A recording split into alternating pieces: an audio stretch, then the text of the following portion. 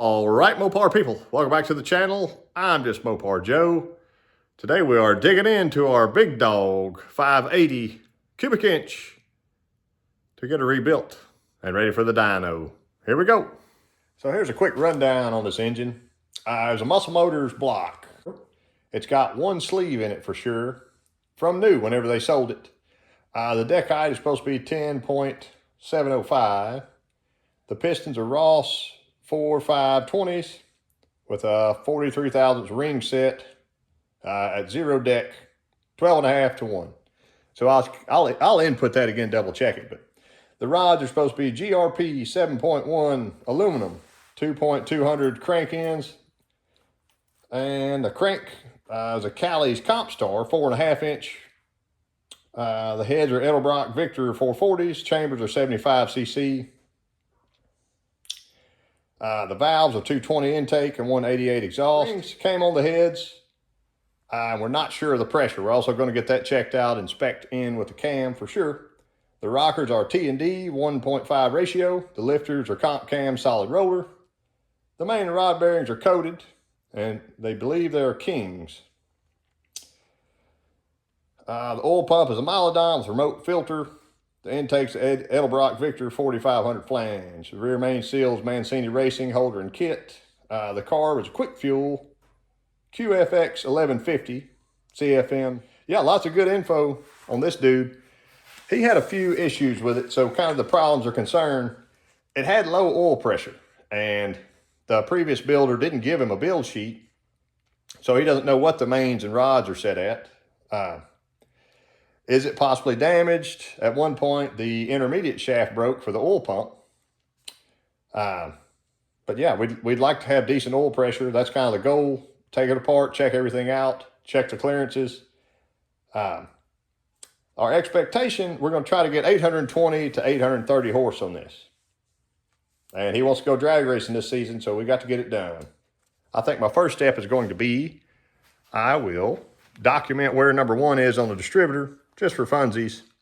It can go back wherever I'd like it, but yeah, document that. I'll actually see what the timing's set on. I can spin us back around, find the rotor, and get pretty close on that. Okay. I think my deal with this engine is to document everything I can, as closely as I can, as it comes apart.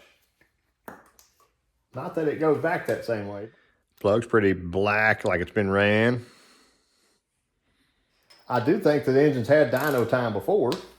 He had a dyno sheet for it.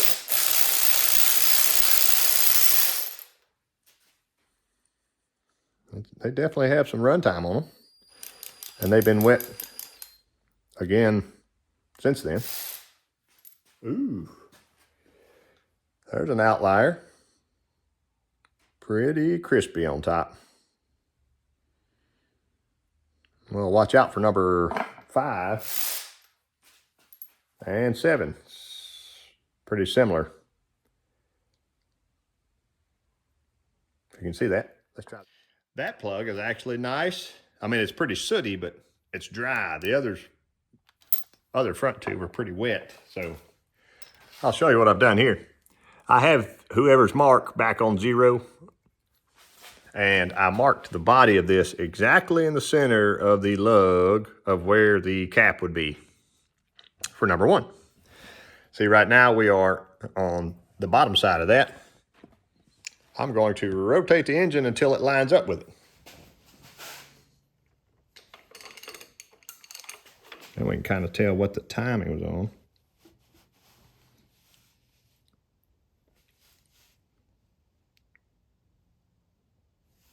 From my angle, it looks straight down towards it.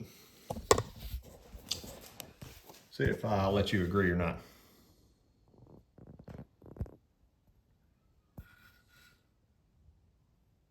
I think we're pretty close. Right now, we're looking at 25, maybe 26. And that may just be because it'll start a little easier. I can see a different mark from previous. So it's been moved. Anyway, just checking that. Here's something I wanted to show the world before I take this apart.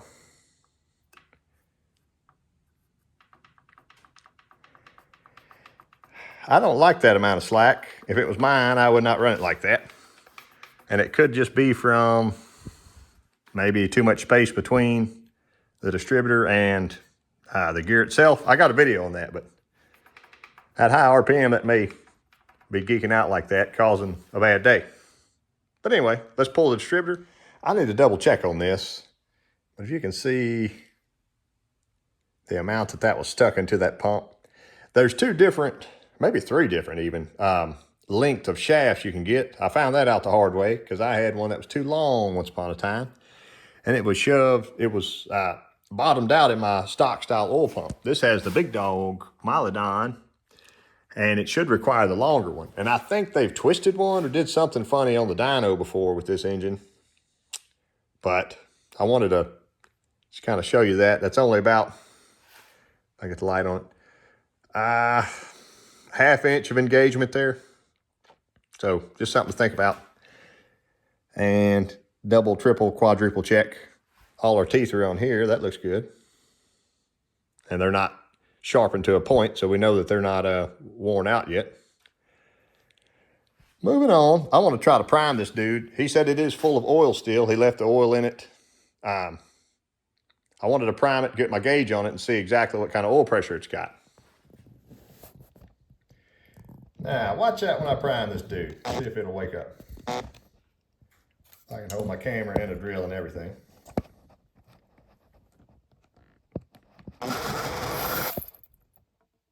See that oil flow out of there?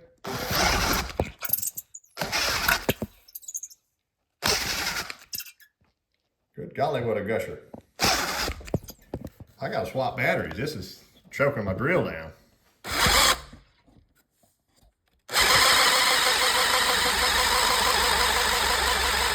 That sucker pours oil out. There's a pressure gauge. Watch what it gets up to.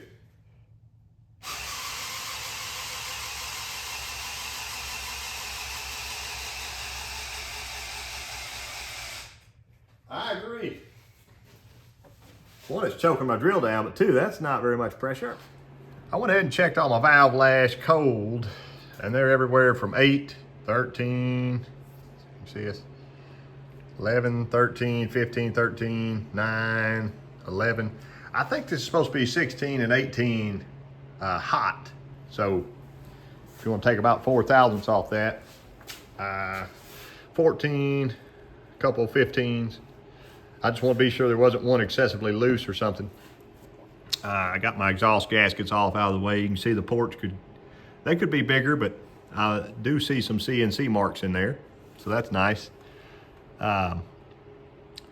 This rocker arm right here.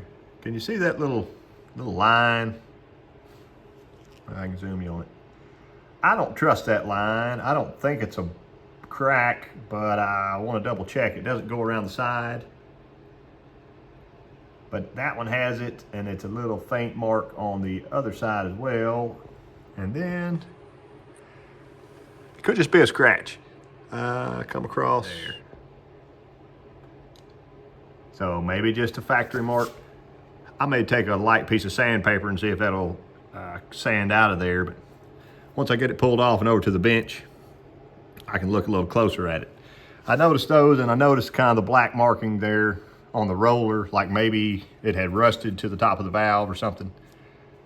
So I'll know more once I pull those off.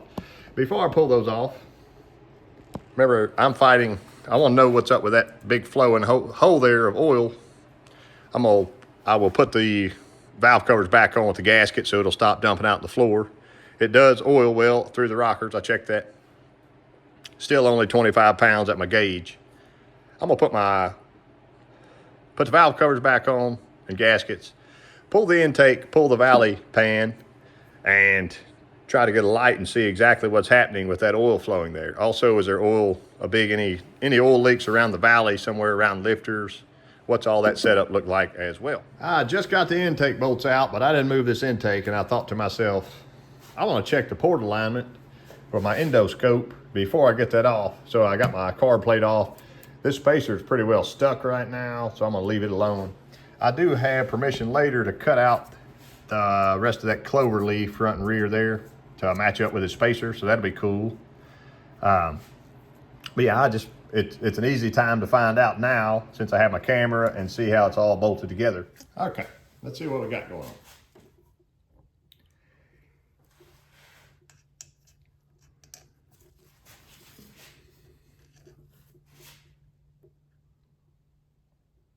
I think we're looking pretty good there. That's number 4 intake port.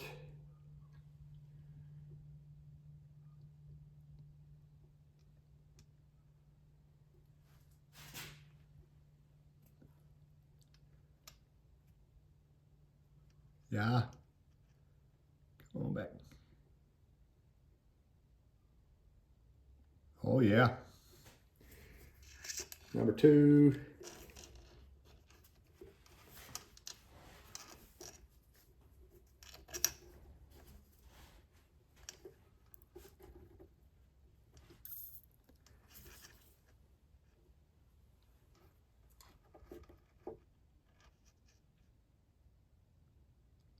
That is the top of number 2. See that thick gasket, but that looks pretty good as well.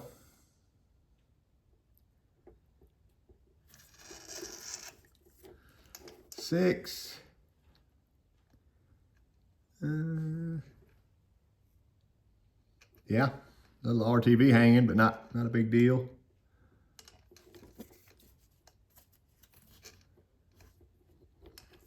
8.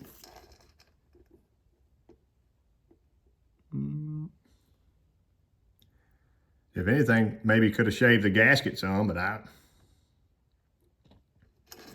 yeah, that's looking legit. There's number 7. 7 looks great. 5.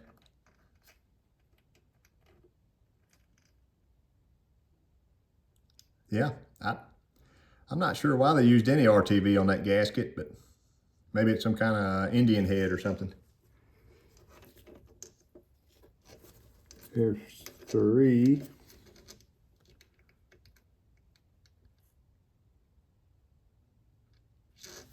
And number 1.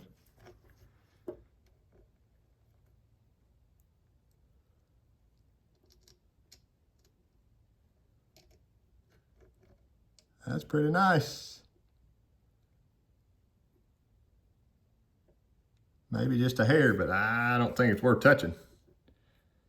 Intake is off, and we're looking pretty clean in here. It's got the comp solid roller lifters. You can see kind of that push rod angle.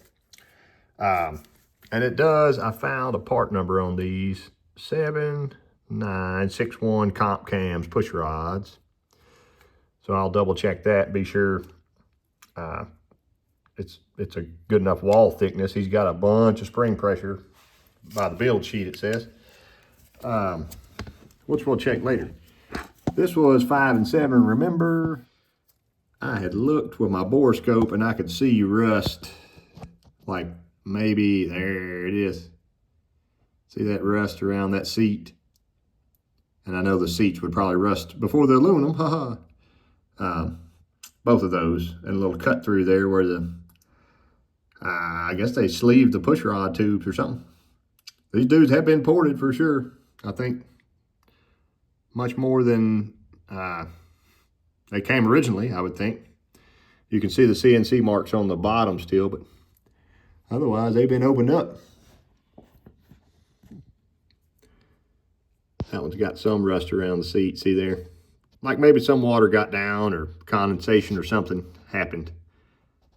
But otherwise, our oiling problem, that's what it's all about. It's actually a pipe plug. You can kind of see it from here. There's also one right beside us that is screwed in. So I didn't even check that one, but that's the end of the lifter galley on both sides. There you are. So there's a plug in the rear of the block, 1 and 2. Boom and boom. And the plugs in the front. So I'm wondering Why does that one have a hole drilled in it that is so large? Just for funsies, I want to pull that plug out and put a solid plug in and see what our oil pressure goes to, because that might be the smoking gun for this whole shebang. Besides doing a little more research on should that, you know, maybe if it had a hole that was 60 thousandths or something, but right now the hole is, it's a gusher. Let me pull that plug and see what happens. I fought it and got this plug out. And somebody has done a fancy little oil drill. Nice little chamfer. That sucker was gushing oil out. I almost thought there was no plug in it. Also, it was halfway cross-threaded, but it took me 40 forevers to get it out without dropping it in the block. And it was such a tight space, I had to use a Allen wrench like that. So, I'm gonna put one in, just a few threads, be sure it's tight enough it won't fall out. We're gonna check the oil pressure again, see what happens. I'm also not sure about the other plug that is pictured right there. I don't remember watching it to see if it was drilled or not either. I don't know why they would do both. Surely they didn't do both. But yeah, I've heard it in the past of, like on a small block, putting a little hole there and it'll just spurt just a little bit of oil. That dude was flowing gallons per hour. Come on. It was rolling oil out of there. Let's try a piece of a custom brass plug screwed in there. They have definitely boogered the threads up some. So I got about 2 threads on that to where I know it's not gonna fall out or blow out. And I went ahead and tried it, and sure enough, oil spurts out of that side too by the gallon. Maybe you can watch that happen.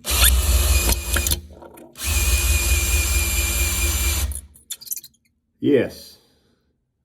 Now multiply that times 2 and I wonder how much oil pressure we're losing. I want to see just how much we've improved so far with our other pressure at the gate.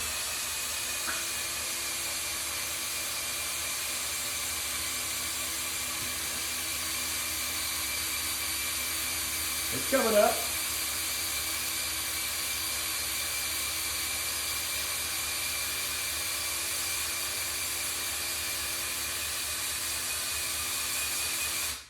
£50. We have not had 50 pounds yet, so that's exciting. I'm going to plug this one as well. I don't think there's any need in the world to have that much oil flowing and going like that.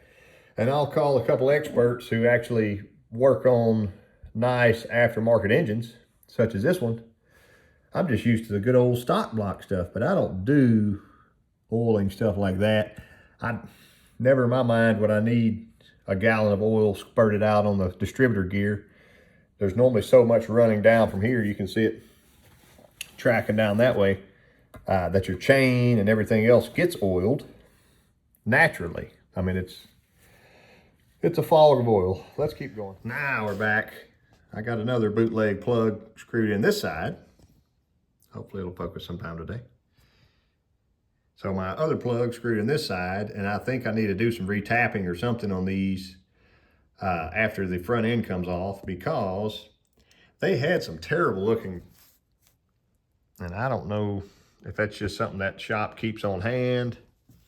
You can see their holes in them. I flip that way. There they are. But here's a standard, a normal 1/4 inch NPT plug, and I just used some soft brass. I was hoping the brass ones would thread up a little easier and keep from destroying any more threads, so I've got them in about 2 threads each. So now we can check our oil pressure.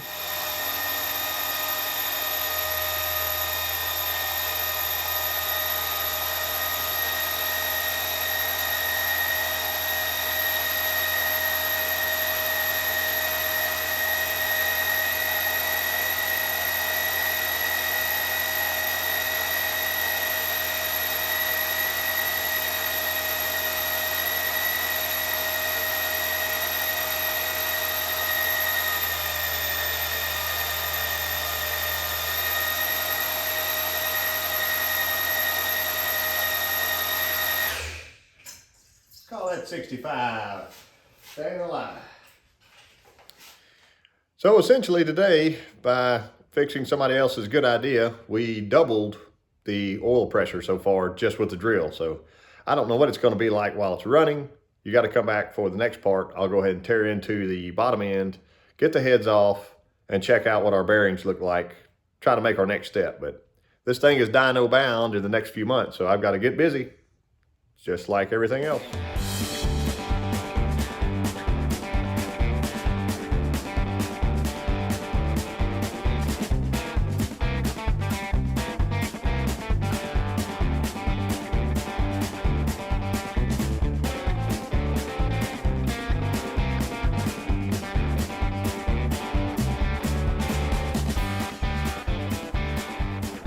All right, Mopar people.